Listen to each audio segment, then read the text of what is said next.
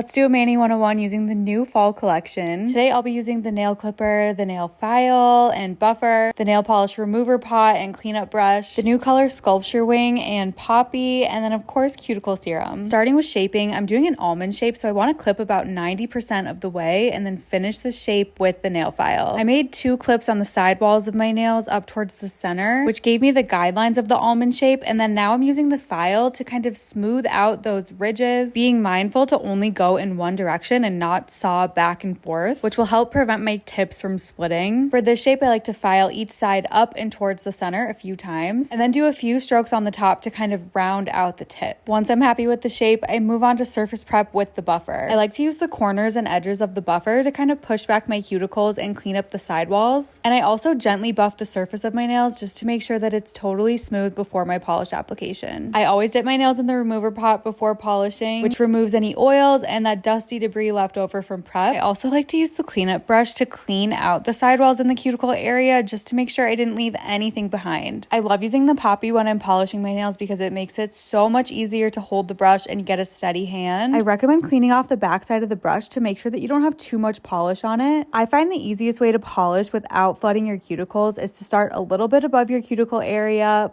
gently push back, and then drag the brush upwards. This limits the amount of polish that you're pushing towards your skin, just helps to keep the application a little cleaner. It's totally okay if your first coat is a little streaky because it'll all even out with the second coat. And be sure to wait at least 5 minutes between each layer, which will help prevent smudging and make sure that your entire manicure dries fully. After the second coat is finished, I like to wait a few minutes until the polish is pretty dry before I use the remover pot and the cleanup brush to clean up any mistakes. I find this really helpful in case you accidentally touch the cleanup brush to your nails. That way you're not accidentally dipping your brush into wet polish and making a dent. Once your second layer is fully dry, it's time to do top coat. This is an essential step for keeping your manicure lasting as long as possible and making it super shiny. Don't forget to reapply every 2 to 3 days to prevent chipping. The last step is hydration with the cuticle serum. I like to use this on the skin around my nails too, especially after dehydrating everything with the prep process. And be sure to use this daily to keep your manicure looking great. And there we have it, a quick and easy Mani 101 with the new fall system.